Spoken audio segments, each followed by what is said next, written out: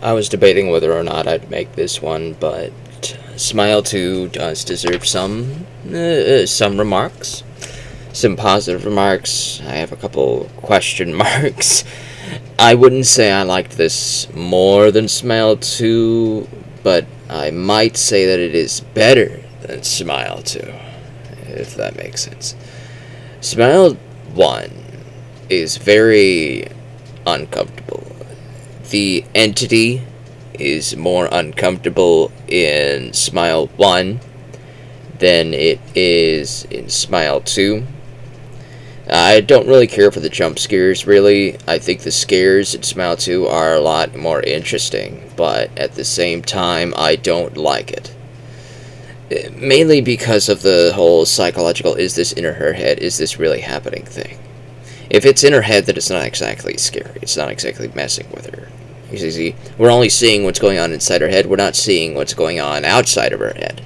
Like outside, what she's really doing. Is this thing just possessing her? Is she just living life normally on autopilot, like Adam Sandler when he clicks the fast forward button in the movie Click? When he he gets this remote, Adam Sandler does, and he presses the fast forward button. He goes like, "Oh, fast forward me to my promotion."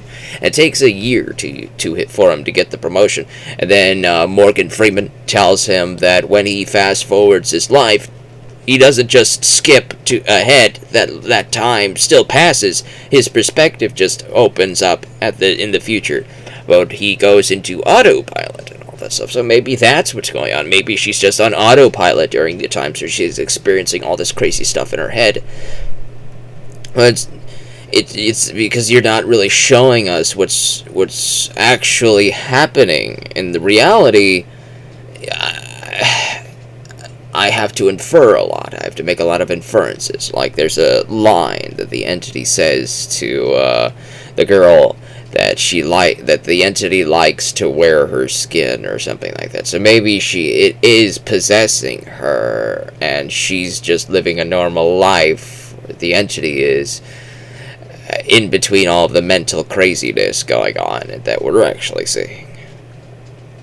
Smile 2 kind of reminded me of one of the Hellraiser sequels, both of them actually. Hellraiser 5 and 6 are very much psychological horror films that threw Pinhead in. They just added him in as a last minute to make it a Hellraiser film.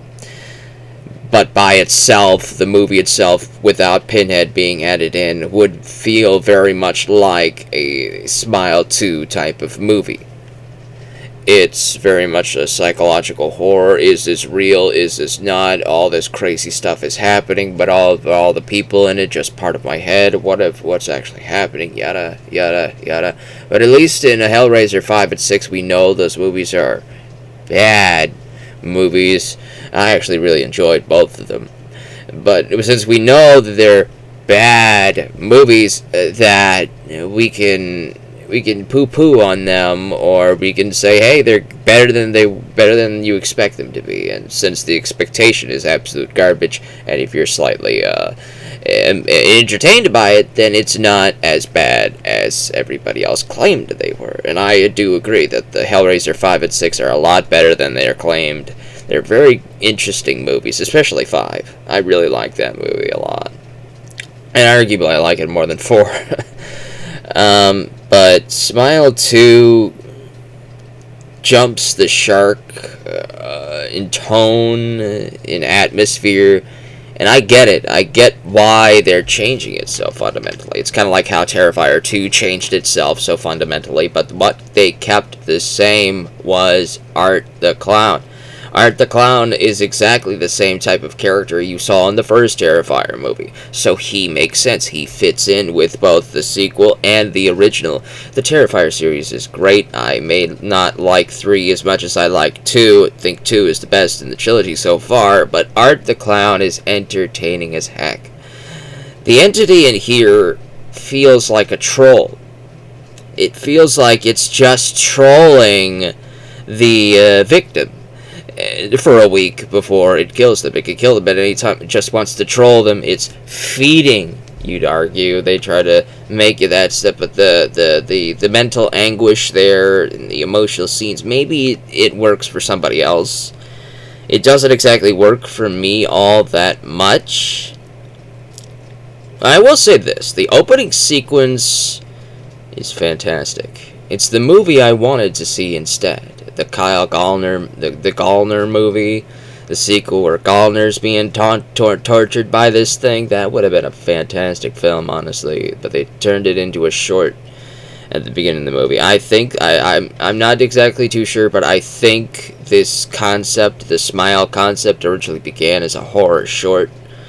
So this idea of putting a horror short at the start of the sequel, starring Kyle Gallner, was a good idea. I thought it was pretty fun, but the ending, I really didn't like. I really didn't like that ending. I really didn't. I'm sorry, but I'm sick and tired of cars running people over. I'm sick and tired of it. I'm just sick and tired of it. I have driven cars. I've driven for years and years and years, and I do not go 70 miles per hour in neighborhoods. I'm sorry, I don't. Because you would have to go 70 to 80 miles per hour to do to Kyle Gallner what that truck did to him in that movie. The over-exaggerated, visceral, bloody scene. You actually see his severed foot with the boot still on. You get to see that after the car ran him over. It ran him over with such force that it ripped his foot off of his body. All of that visceral guts and blood, and the amount of force, the amount of speed that truck had to have been going to do that much damage to him had to have been at least 60 to 70 miles per hour. It had to be at least that slow. I doubt you'd do that going 30. I really do. I really doubt you'd do that going 30. It's just, it took me out of the movie. It just took me out of the movie. I almost chuckled. I was furious, but I almost chuckled because that was funny. But the way you did that to Kyle Gallner, it's like, I get it, he's running away from bullets, but he'd know that car was coming. He'd see it. He'd hear it.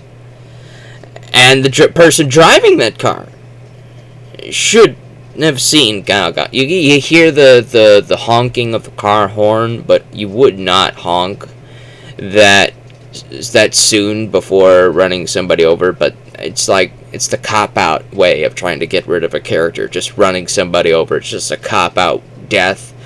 And sometimes it works in the older 2000s movies and the 90s movies. You just run them over. Why not? Oh, it's just sudden, it's startling. Ugh. But it's like, it's so dumb. It's so dumb.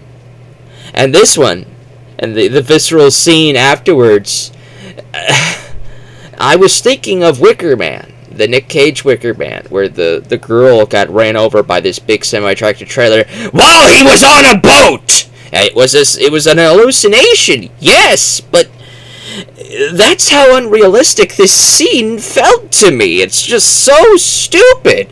Stop running people over like this. You're not on the highway. And if you're going to run somebody over like this, make it feel like you're being hit by a car going 30 miles per hour. Oh, but you're too scared about that because you might survive that!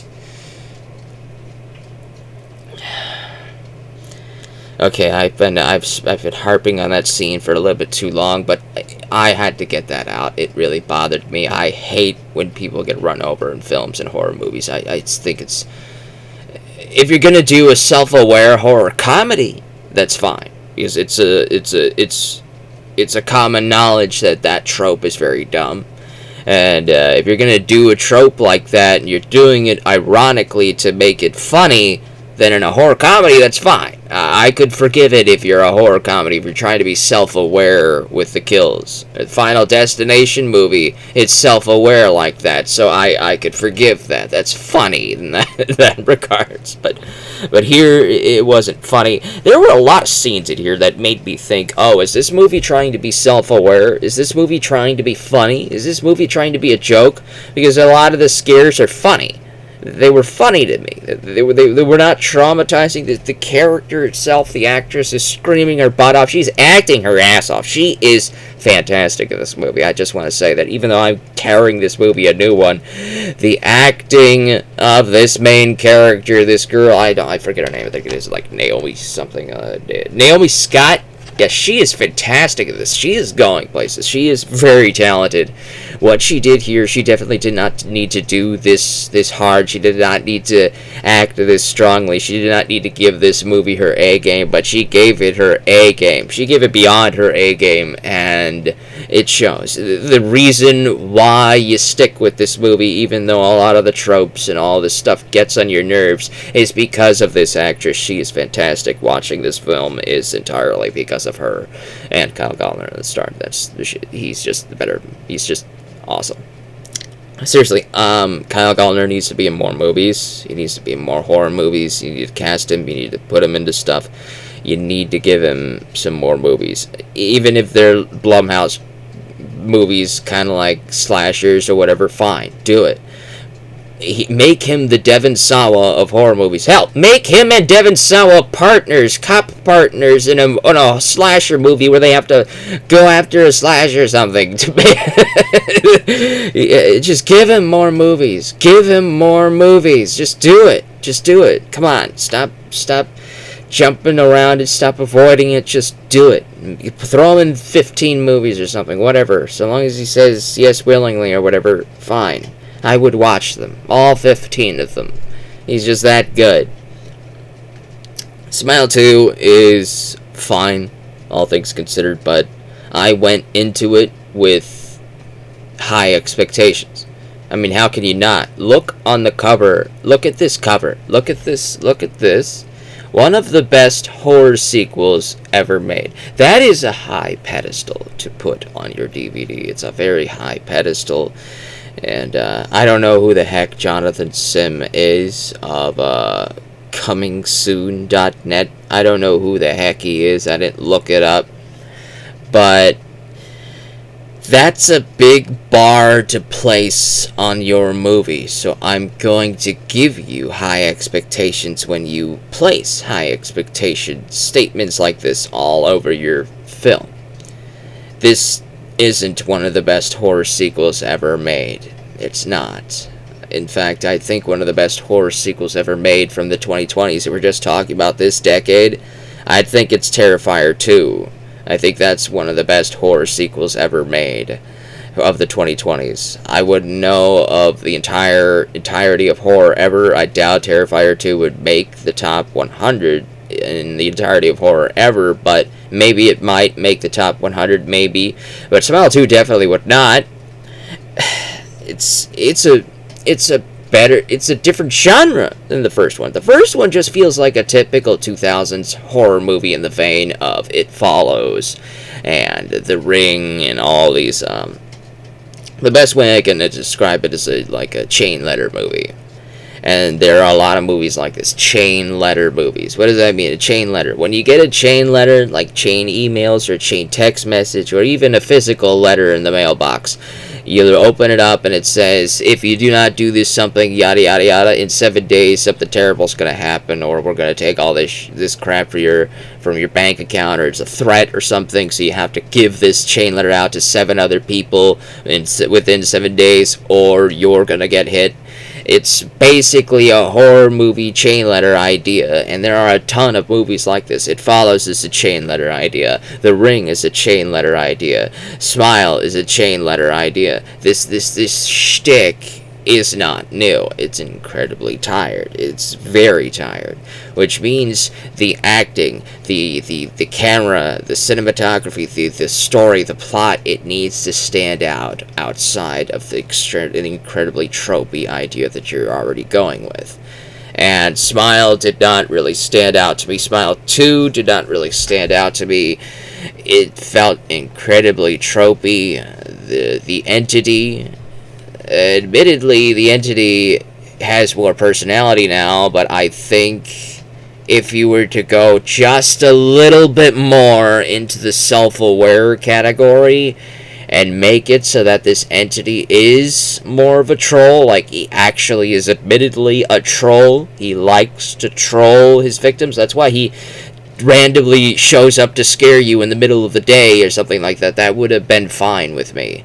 Because in previous 2000s, 90s era horror movies where we just have startling scares like that, it just got annoying. It just got annoying after a while. We liked it back then, but now we've seen hundreds of movies with that and we're tired of it. And so, if we had an entity that does this, but does this intentionally just to mess with you, just to troll you, that stops being scary, yes, but it starts to be funny. And I don't mind laughing in a horror movie. I love horror comedies. It's one of my favorite subgenres of horror. Horror comedies are awesome because they often take typical tropes in movies and make it funny. Like Tucker and Dale versus Evil, Cabin in the Woods. They're very funny movies, and they're some of the best horror movies ever made, in my opinion, when it comes to horror comedy. You're taking incredibly tired tropes, and you're doing something new with it. You're doing something refreshing with it. I don't think this movie is doing anything refreshing, because during the entirety of the movie, all I was thinking about was Hellraiser 5! Hellraiser Inferno! I was thinking about that movie the entire time! When you're thinking about Hellraiser 5, I don't think it's one of the best horror sequels ever made. Okay, it's psychological horror. Yes, Hellraiser 5 is psychological horror. They're both in the same genre, so obviously you're probably going to think of a movie in the same genre. If you've seen movies in the same genre, you're going to think of that. Maybe if you've watched Jacob's Ladder first, and then you watch Smile 2 years and years and years later, maybe you'll be thinking of Jacob's Ladder instead of Smile 2. But it's still... I saw Hellraiser 5 before I saw Jacob's Ladder and all these other stuff. I saw Hellraiser 5 first, so obviously I'm always going to be thinking of Hellraiser 5 when I see a movie that reminds me of the tropes that were in Hellraiser 5. And what really annoyed me, what really got me angry, was the ending, the third act, where pretty much the entire third act didn't actually happen. It's all in her head, the climax, how much of the movie was actually in her head. I want to know what's actually happening in the real world, okay? I want to know what's actually happening in the real world. Because in the first movie, we had a couple things that were in her head, but it wasn't huge swaths of the movie. It wasn't huge swaths of it. It was just little portions of it. Little things that messed with her, but she was still in the real world. She was still there around real people. It's just certain things that was making her see that she was freaking out about. Other people were reacting, going like, what's going on? What are you seeing? And that, admittedly, is tropey, but at least it's tangible enough for you to realize that it is messing with her in the real world. Now, in Smile 2, practically, maybe even half the movie, maybe even more than half of the movie is all in her head. How much of who she was talking to were real people she were talking to, and not just a reality in her head that the entity was making her see. I don't think that's just a mind-meddled messiness shtick that's in a good way, artsy way. I think this is the mind-meshing shtick in the annoying way. It basically means you could throw out the entire third act and still kill her, and she'd still be broken mentally. You're still breaking her mentally through all this stuff happening in her head, but how are you breaking her in the real world? How is that happening in the real world? You're making her see crap. You're making the audience see what she sees in her head, but we're not seeing the gradual breaking her down in the real world. We're just seeing a bunch of long sequences of hallucinations instead. And admittedly, they're pretty good twists. There are a lot of good horror sequences in this. I get annoyed at the whole thing happening in her head, but I will say there are some very interesting scares in this. There's some very interesting transitions. There's some very interesting shticks all over. There's a scene where Naomi Scott is in bed. She's in bed. She turns over to see her friend. and the friend is the entity smiling at her, and the camera just sticks on that frame for a very long time. And then suddenly we see headlights out of the eyes and mouth of the entity smiling at her, and it shocks Naomi Scott out of the bed. She gets up. She doesn't see her friend in the bed anymore, and then she just turns and sees that her friend is come back with lattes or matcha or whatever, and it's already daytime. That scene transition, it was fantastic. It was too sweet. It was very, very, very good. If I will say some things that are way better than the first movie, it is the transitions. It is the scares. It is the shtick. Okay, he's getting very good at the shtick. But you need to polish that plot a little bit. You need to polish that because it's if you're gonna do tropey, you need to be a little bit more self-aware that you're doing tropey. Because if you're not self-aware enough and you think that if you're taking that seriously, how many horror movies have you seen? Okay, because we've seen The Ring, we've seen It Follows. Smile already isn't an original concept. You have to make it original through this unoriginal concept. And the scares are one way to do it. And admittedly, they are one way to do it. But you gotta make this entity stand out from Samara, from this entity that follows you. You gotta make it stand out a little bit. And I like that it trolls you. I like that it does that. But you need to have it stand out a little bit more, make it a little bit more obvious that it is trolling you, that these random scares are it just trolling the ever-loving heck out of you, just because it finds it so amusing to do so. Do something like that, and of course, you need to teach us more about the entity. We need to learn a little bit more about the entity in the sequel. We need to learn a little bit more about it. We learn a little bit more about the rules about it. Naomi Scott learns nothing about this entity through the movie. We get to see one of the previous, a family member of one of the previous victims, and he explains a little bit about it, but he doesn't tell you too much about the rules or anything like that. And I think we should have had a little bit more time to talk about some of those rules, to talk about some about that, so that Naomi Scott had a little bit more of a fighting chance. In the first movie, I figured out already some ways you could break the chain, but you need to let her, the actual character, figure out some of these ways to break the chain. You gotta give that character some semblance of hope. You can take it away at the end if you want, but you gotta give him that hope. You gotta give him that hope. And honestly, they did have that hope, but it was all in her head! That scene should not have been in her head. It should have been an actual thing that was happening. It should have been an actual thing that was happening. You need to give the audience that hope. You can't just pull the rug out all the time. If you keep pulling the rug out every other scene in the movie, it's like the cried wolf thing. After a while, by the fourth time you're crying wolf, nobody's paying attention, nobody's buying it. We're just gonna say, oh, it's just in her head, none of it's real, yada, bleh. And so you've already ruined your confidence in the audience by continuously pulling the rug out and saying, oh, it was just in her head. Oh, this entire scene was just in her head. Oh, this whole thing, it was just in her head. Oh, this person that died, oh, they didn't just die. They didn't actually die. It was all in her head. Doing that enough times will be tiring. It will be tiring. And I know I gave Smile a big gripe as well when I first watched it. And I'm giving Smile to a big gripe when I'm watching this. Maybe it's just that maybe it's just my palate for horror has changed. I've watched way too many horror movies nowadays. I kind of like a lot more classic horrors, like 50s and 60s horror movies. I like the shticky Roger Corman movies. I love the Universal Monster movies of the 30s and 40s. And I enjoy horror movies today, and tomorrow, and yesterday. I'm going to continue to enjoy horror movies. It's just I've seen a lot of them. I've seen a lot of the tropes. So that when a trope happens, maybe it's because I've seen too many. Maybe the filmmaker hasn't seen as many that I have. And that the tropes that they're doing, maybe they're not realizing that I, as an audience member, have seen that trope at least 5 or 6 other times in 5 or 6 other movies, and they're done almost exactly the same way.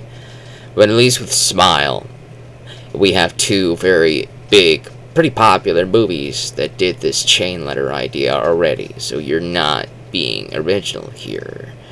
And maybe that was the point. Maybe the point was to make it just like The Ring. Maybe just like It Follows.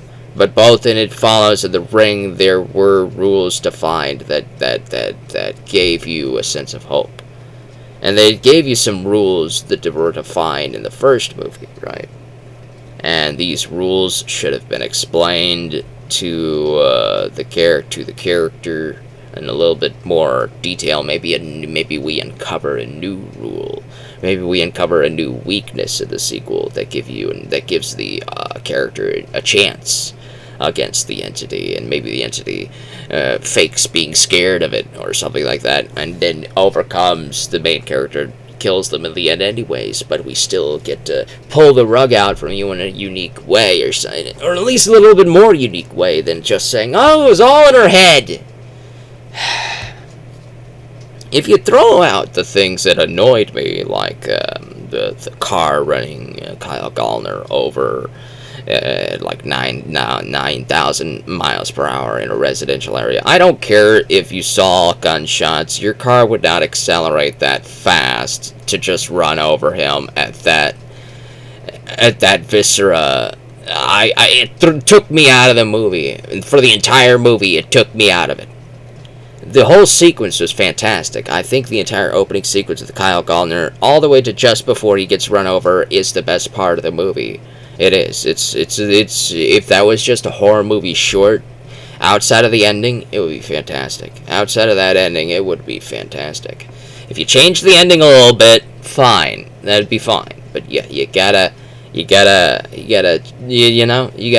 change that run over. It's just. I hate it. I hate it. Cars should not be going 70 to 80 miles per hour in a residential area to run over somebody with that level of grisly detail and not be a comedy, because that's just ludicrous. It's so ludicrous that it starts to be funny. And that's how a lot of the scares turned into in this. It turned so ludicrous that it turned into comedy territory. I started to stop taking this movie seriously. And I thought maybe this was intentional. And if it was intentional, then man, they were really going good with this. But if it wasn't intentional and they were taking this seriously, then they really should have not taken it seriously. They should have gone full in, made the entity more of a troll, made it more obvious that it was a troll trying to... You know how Art the Clown is a troll to his victims, and he does this whole shtick, and he's clapping his hands, laughing like a mime demon. It's very entertaining. It's very funny. If you did a little bit more of that with this entity, to say that it's only really messing with you because it's not just feeding off of your trauma, but it finds it hilarious... Yeah, go. You could go nuts with that. You could go all sorts of angles with that. Maybe you could add that into the lore for Smile 3, because I'll give Smile 3 a chance. These aren't terrible movies, okay? Even though I'm ranting and raving and raging about it for almost 30 minutes now, I wouldn't even given it 5 minutes of my time if I weren't at least interested in it, okay? So if I'm giving this movie nearly 30 minutes of ranting, it's because I find the concept interesting enough. I found these movies interesting enough to tell you about this. Smile 2 is okay. You can watch it. You might even love it more than the first one. It might be one of your favorite horror movies. And if it is, that's completely fine, because your subjective experiences are completely different from my subjective experiences. I might get irritated by the Kyle Gallner scene. You might find it completely awesome. And you might not be completely turned off by the car running over scene and some of these other tropey shticks here. If you can get around the tropes and just watch this as a movie, kind of like how I watch Hellraiser 5 and 6 and just watch those as a movie, it would be pretty entertaining. I think the reason why Smile 2 didn't work for y'all this well is because it was hyped up. Hellraiser 5 and 6 are not hyped movies. They're really not. They're often trashed. They're trashed to unbelievable heck. And so when I watched those movies, I thought, hey, these weren't that bad.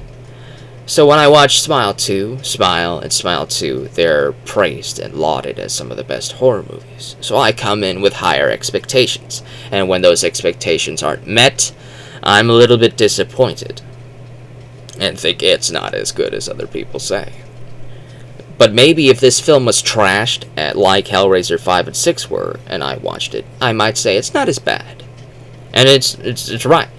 This movie would not be a film I would say deserves to be trashed to unbelievable high hack, like Hellraiser 5 and 6 were, because I think it's on the level of Hellraiser 5 and 6, but it was shot far more competently. It's shot far more competently. Some of these scares were fantastic.